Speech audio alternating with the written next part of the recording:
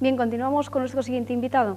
Él es Manuel Agulla Madana, profesor de yoga. Buenas tardes. Buenas tardes. Manuel. También nos acompaña Raquel, que nos hará una demostración de los ejercicios. ¿Qué es el yoga? Bueno, definir el yoga realmente sería tanto como tratar de definir aquello que es ilimitado, porque la palabra yoga tiene múltiples acepciones, ¿no? Pero yoga es atención, yoga es concentración, yoga es el desarrollo por parte del ser humano hacia el bienestar del cuerpo y de la mente, yoga es el profundizar en la psique del ser humano con el fin de descubrir otros niveles de conciencia, otras dimensiones de la mente, ¿verdad? Y yoga, en definitiva, no es sino un proceso mediante el cual el ser humano puede llegar a evolucionar hasta eso que se llama la cumbre de la conciencia, o yo más bien diría la conciencia sin fronteras, ¿no? Por lo tanto, el yoga es psicología, el yoga es medicina, el yoga es filosofía, el yoga es la mística mismo, ¿verdad?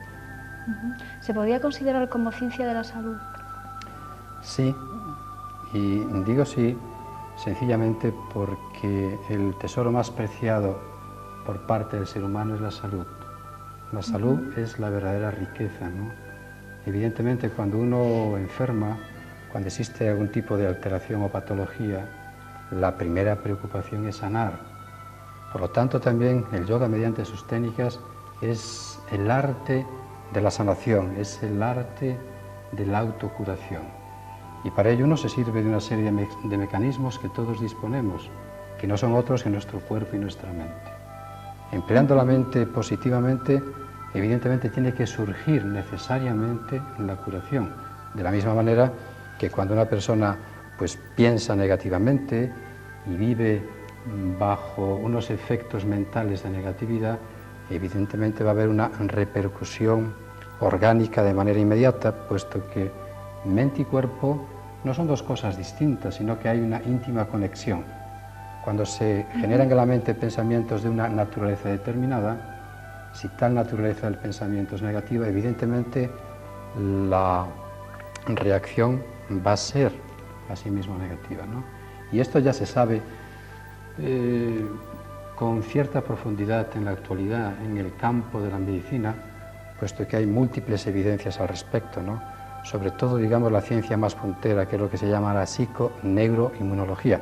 Claro que con este nombre hasta uno mismo puede enfermar, pero psico evidentemente se refiere a la psique, neuro al cerebro y, bueno, el sistema inmunológico. Es decir, que de acuerdo con los estados mentales se producen unas reacciones cerebrales mediante el sistema nervioso y luego todo el organismo se va a ver afectado positiva o negativamente, ¿no? De ahí que el yogui tenga la capacidad de incidir de manera voluntaria tanto en su estado mental como en su estado, digamos, físico, ¿no? Manuel, ¿cuál es el origen del yoga? Nos remontaríamos a años... Sí, el origen del yoga realmente se remonta a hace miles de años. Es decir, en estos procesos de evolución que a través de los cuales los seres humanos transitamos, hay un momento determinado que se produce en nosotros eso que se llama el intelecto, la capacidad de pensar, de analizar, de discernir. Y cuando esto ocurre, esos grandes rishis o sabios en la India comienzan a desarrollar ciertas facultades, pero lo hacen a través de la introspección de la mente. Y tengo que decir, y aprovecho este momento para comentarlo, que el yoga no es una ciencia oriental, es una ciencia universal. De la misma forma, qué sé yo, que Newton, por ejemplo, pues descubrió la ley de la gravedad, pero no la inventó.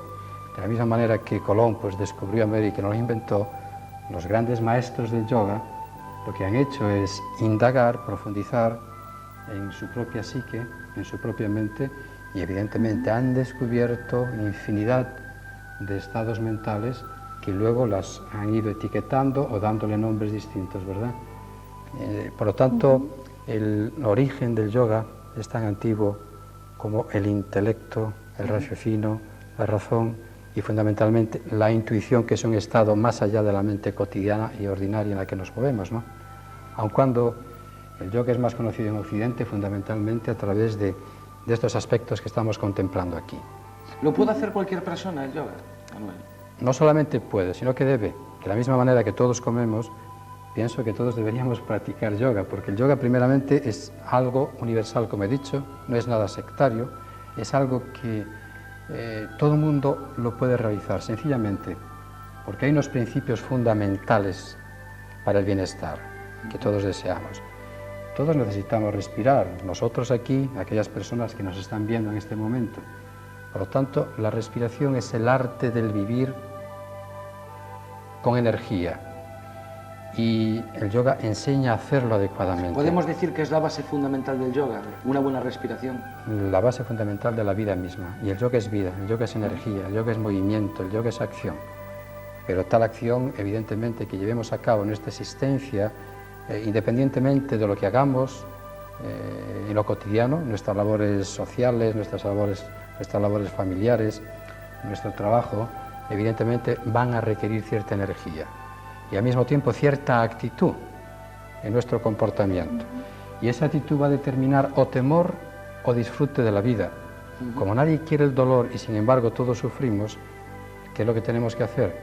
Aprender a cambiar nuestros estados mentales consciente y positivamente. De hecho, es cierto que el yoga ayuda a prevenir el estrés, a curar el estrés y al mismo tiempo mantener bien tu cuerpo, ¿no?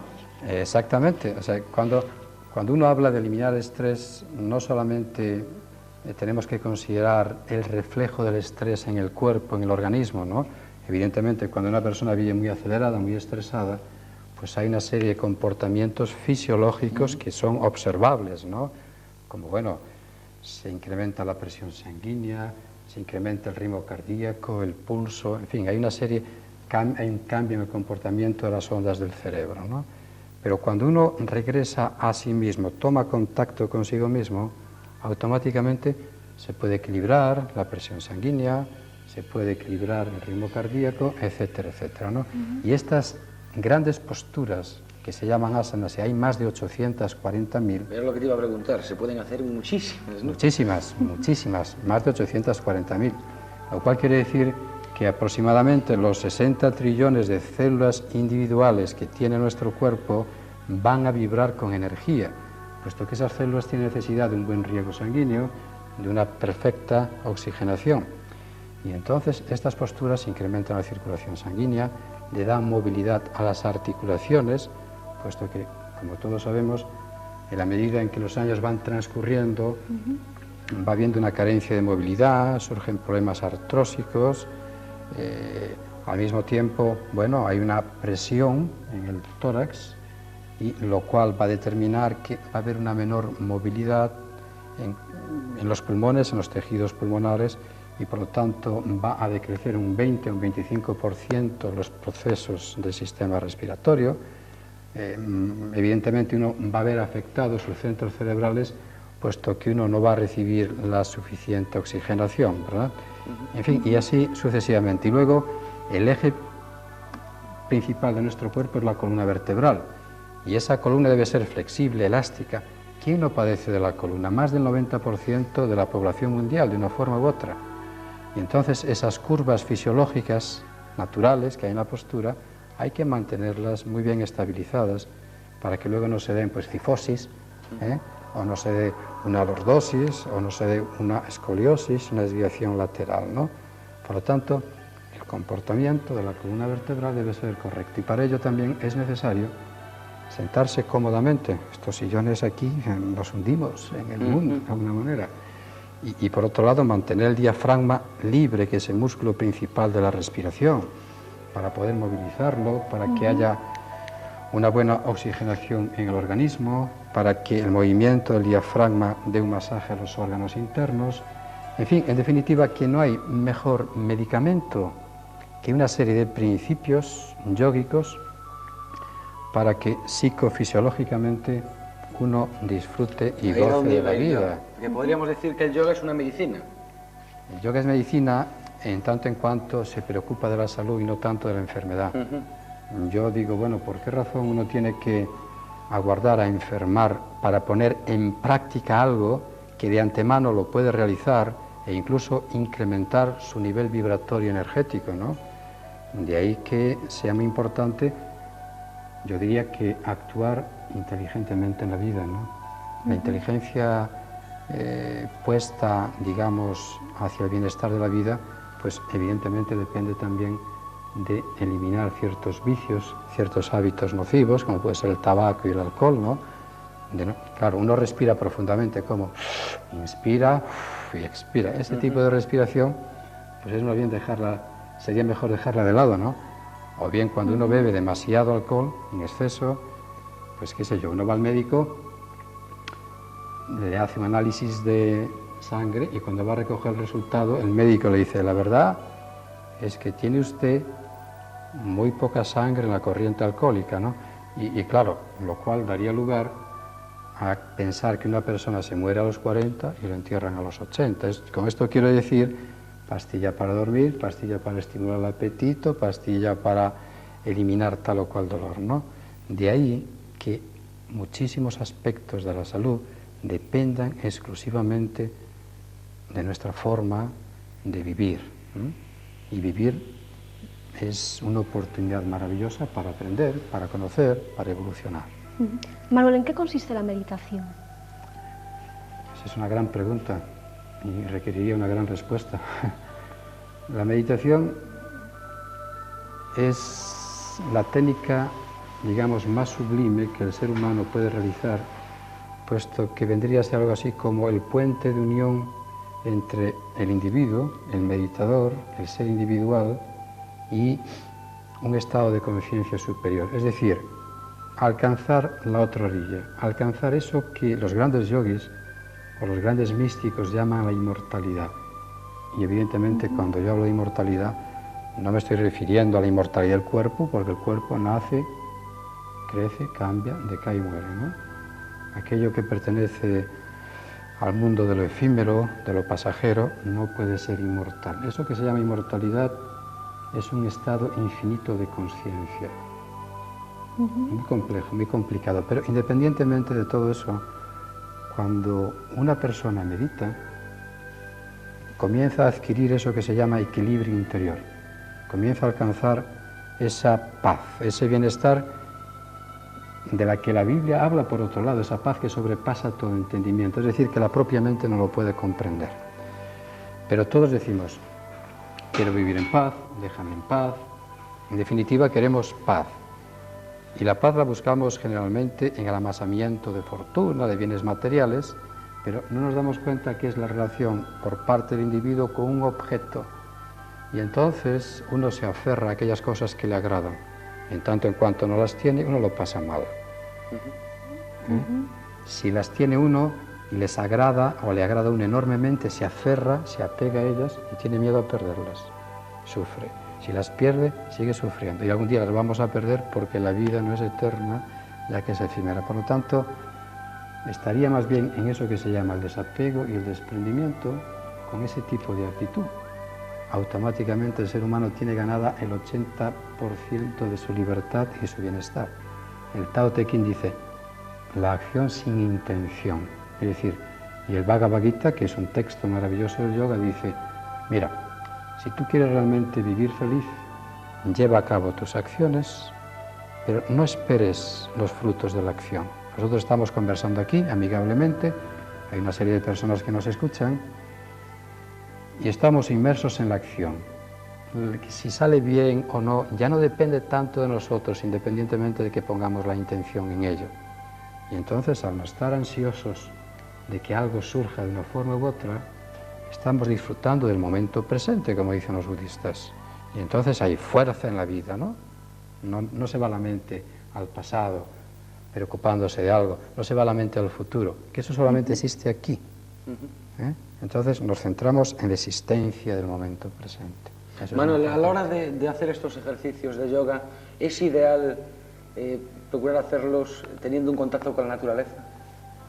Sí, sería idóneo, porque claro, los mejores amigos y mejores médicos están ahí, la luz del sol, los elementos tales como el viento, los distintos colores, la fragancia, en fin, y eso motiva al practicante de yoga, ¿no? Y evidentemente va a haber una respuesta fisiológica distinta, hay una mayor y mejor oxigenación, ¿no? Pero cuando uno practica estas posturas, como digo, entonces uno se convierte en un ser longevo, porque la fuente de la juventud fundamentalmente se encuentra en la columna vertebral. Cuando la columna está muy rígida, muy dolorida, pues entonces hay falta de movilidad. Entonces hay un gran anquilosamiento.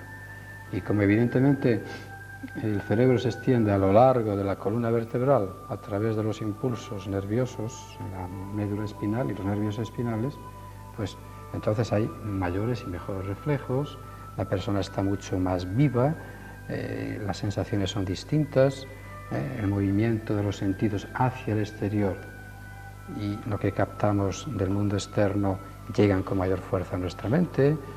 Enfermedades como la que pronto se pondrá de moda dentro de unos años, aun cuando lo está, como enfermedades degenerativas, como puede ser la enfermedad de Alzheimer.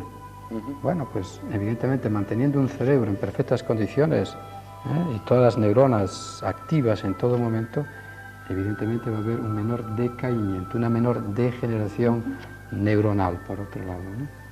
Manuel, ¿en qué va a consistir el encuentro de yoga, salud y bienestar? Salud y sabiduría, perdón. Claro, ya quisiera yo. Permíteme esta pequeña historia que me viene a la mente ahora.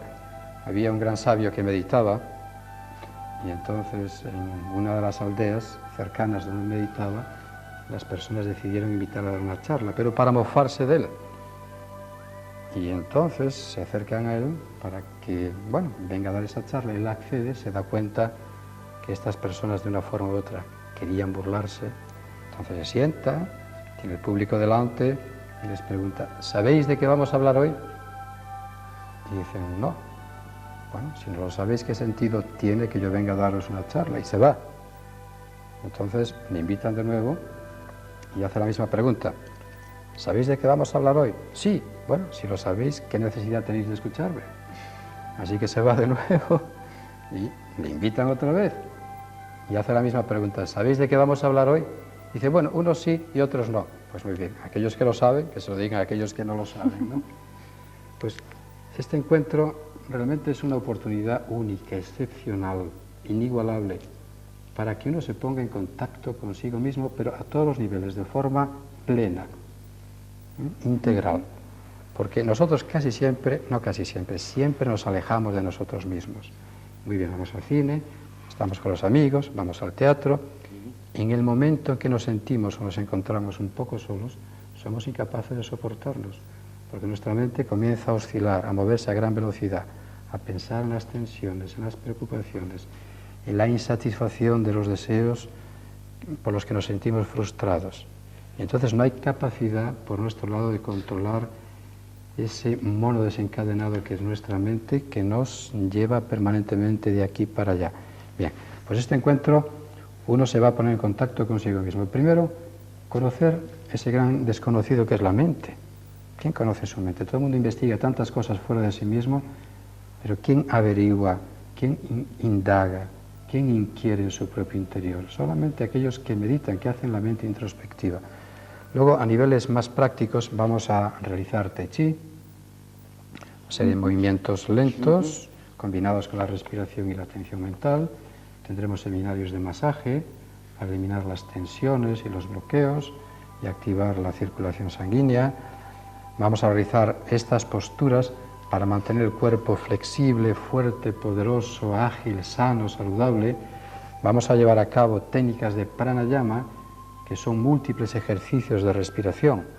Por ejemplo, técnicas como respiraciones profundas, retención de la respiración, al mismo tiempo visualizar una serie de pensamientos, porque a la medida en que uno tiene la capacidad de ir desarrollando un pensamiento determinado, ese pensamiento se hace grande, se hace prioritario en la mente y entonces se materializa aquello que uno realmente desea. Eso es lo que tenemos que aprender.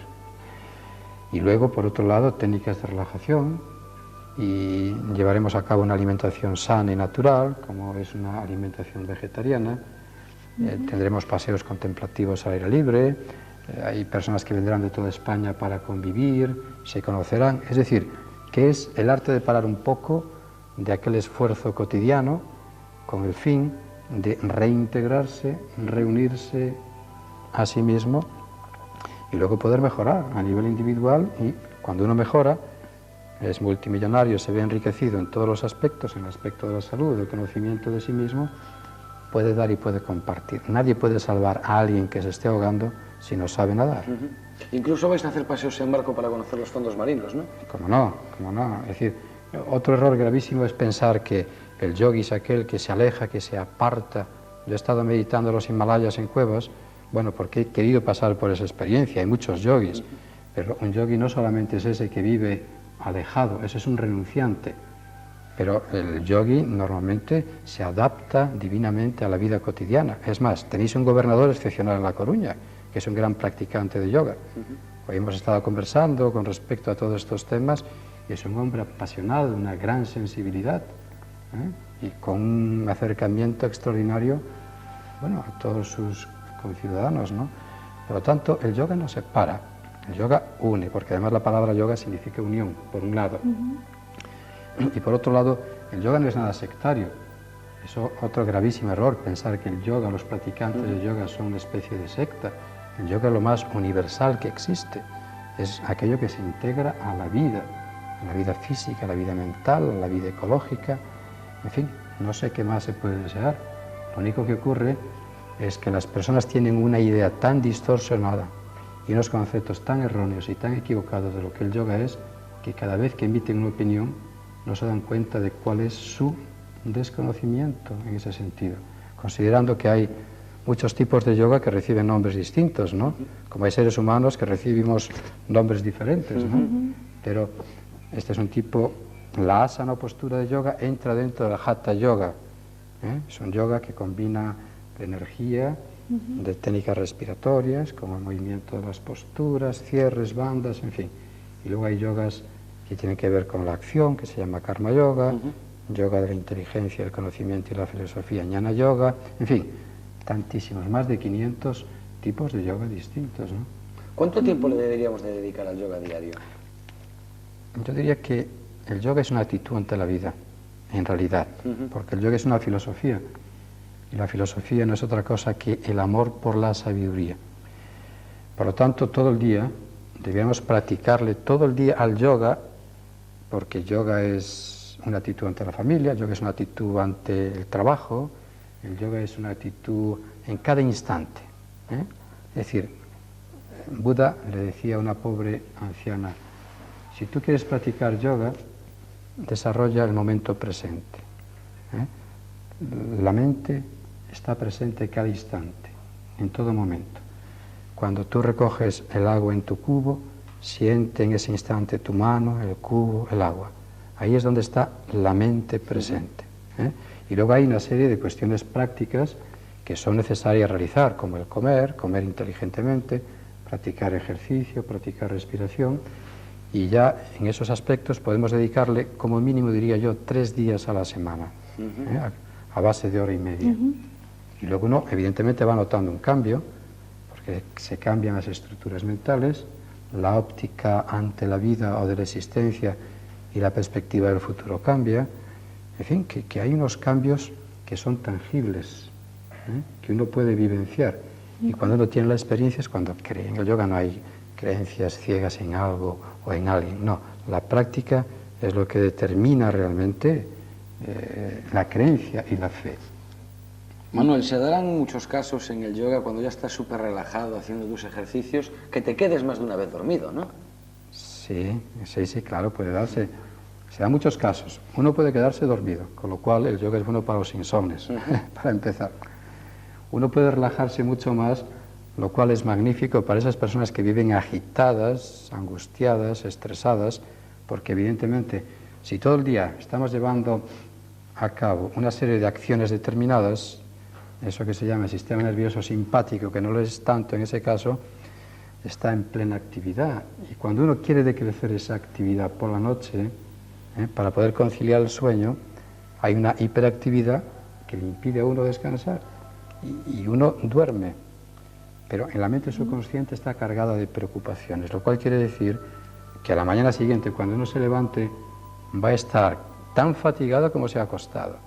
Entonces, también el yoga enseña el arte de la, digamos, relajación, para renovar la energía. Si yo dejo el coche aparcado, dejo las luces encendidas, el aparato de radio, etcétera, cuando vuelva y quiera encender mi coche, la batería estará descargada. Pues es lo que nos ocurre a nosotros.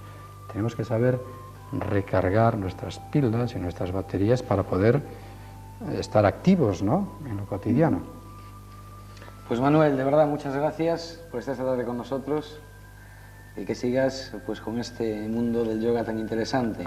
Gracias a vosotros por darme esta oportunidad y encantado. Ya vamos conociendo un poquito más lo que es el mundo del yoga. Pienso que sí, pienso que sí. Muchas gracias, Manuel, mucha suerte. Gracias a vosotros. Y nosotros, señoras y señores, les dejamos con una pausa porque antes vamos a hacer nosotros también un poquito